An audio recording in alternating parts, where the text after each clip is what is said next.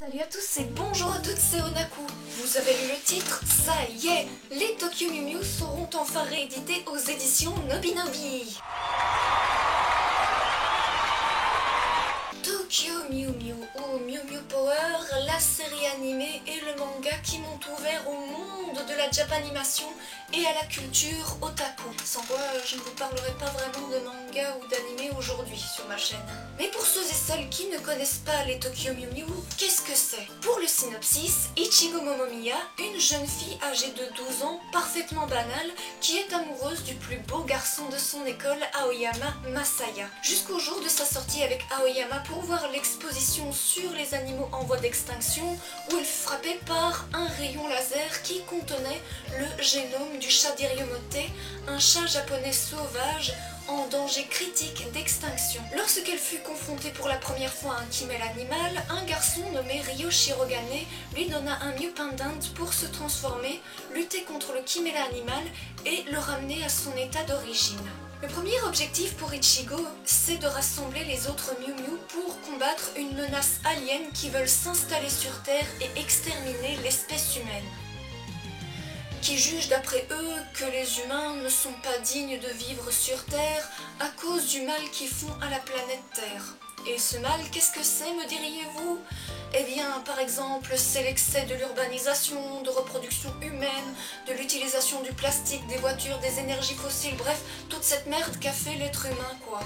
Et du manque de prise de conscience de l'humanité par rapport à ce problème qui deviendra bientôt une réelle menace pour l'avenir de l'humanité, qui se jouera sur le fil du rasoir, surtout si nous ne faisons rien. Et je parle pas spécialement dans le manga, il y a aussi la réalité qui joue là-dedans, bien sûr. Et par le pouvoir des animaux en voie d'extinction, les Tokyo Mew Mew auront pour mission de sauver la Terre face à la menace alien, mais aussi de promouvoir l'écologie. Bien que je trouve que le manga et l'anime ne parlent pas vraiment de concessions humaines ou de solutions à long terme, ou en tout cas pas assez, genre il n'y a vraiment pas d'éoliennes ou quoi que ce soit d'autre pour promouvoir l'écologie. Depuis décembre 2019, soit un peu plus d'un an, je vous avais déjà parlé du retour des Tokyo Mew Mew et du spin-off Tokyo Mew Mew au lait qui célébrait les 20 ans de la licence dans le Nakayoshi. J'attendais déjà la réédition du manga avec grande impatience. J'avais d'abord attendu quelques mois, j'ai suivi attentivement l'actualité sur le site web des éditions Pika qui avait publié le manga en 2005, puis retiré du catalogue en 2017 parce qu'il ne se vendait plus trop et surtout parce qu'il était publié dans le sens de la lecture française.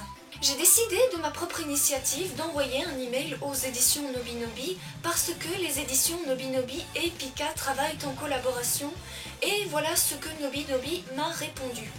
Merci beaucoup pour votre intérêt pour nos éditions et surtout de votre intérêt pour Tokyo Mew Mew. Nous sommes bien entendu au courant du 20e anniversaire de cette série culte. Des discussions sont encore en cours mais rien n'est encore défini. N'hésitez pas à nous suivre sur les réseaux sociaux pour être tenu au courant. Seulement, j'ai pas vraiment les réseaux sociaux. Et pas plus tard que mercredi 14 juillet, une amie m'avait parlé de la nouvelle qui m'a fait bondir de joie. Pour la réédition, il y aura 4 tomes pour l'arc 1 et l'arc des Tokyo Mew Mew à la mode sera publié en un seul tome. Pour le format, il sera de 12 cm sur 18 cm, soit le même format que celui-ci. Mais attention, ils comporteront 120 pages, mais il y aura aussi après un troisième arc qui s'intitulera Tokyo Mew Mew Return. Combien il y aura de tomes, me diriez-vous? Qu'un seul, mais nous savons déjà plus ou moins à quoi nous attendre. Dans le Nakayoshi, paru en février 2020, le synopsis raconte que les aliens, Kishu, Taruto et Pai, sont devenus gentils. Mais en revenant, ils annoncent au Tokyo Mew Mew que les chiméranimaux sont hors de contrôle et qui peuvent s'activer à tout moment. Un peu lambda comme début, mais la suite, un train subit une mutation et devient un chiméranimal. Ce que l'on constate, c'est que les chiméranimaux ont évolué depuis l'arc 1. car autrefois ils ne pouvaient muter que les animaux et l'esprit des humains quand les aliens volaient leur esprit. Et cette évolution des Kimmel animaux donne de nouvelles perspectives au Tokyo Mew Mew l'Arc 3. Mais franchement, j'adore les dessins, j'adore les nouveaux costumes des Tokyo Mew Mew et j'ai beaucoup d'attentes pour cet arc. Mes attentes seraient que l'on parle mieux de l'écologie et de savoir comment être écologiste. En l'occurrence, acheter en vrac, acheter des vêtements ou des technologies de seconde main, de la reforestation, acheter de l'artisanal, du local ou encore d'aborder le sujet du véganisme. Oui, je sais que je suis un peu lourde par rapport à ça, mais bon, pourtant, manger 100% végétal permet d'économiser des millions de litres d'eau par an, car une vache laitière ou à viande consomme environ 100 litres d'eau par jour. Un porc, certes, c'est 7 litres, mais avec tous les porcelets qu'il y a à abreuver en plus, et sachant que dans des porcheries, il y a quand même plus d'une centaine. Les moutons, ça consomme, oui, jusqu'à au moins 6 litres par jour. Les volailles, c'est ok, 300 ml d'eau par jour, mais bon, le poisson, ce n'est pas la peine de le consommer non plus. Les océans sont suffisamment dépeuplés comme ça, alors fichez-leur la paix. En gros, mon idée n'est pas d'imposer mon idéal, mais pour faire prendre conscience que nos ancêtres ne mangeaient pas des animaux morts tous les jours. Et encore, après la Seconde Guerre mondiale, les gens de l'époque témoignent qu'ils n'en mangeaient que 2 à 3 fois par semaine.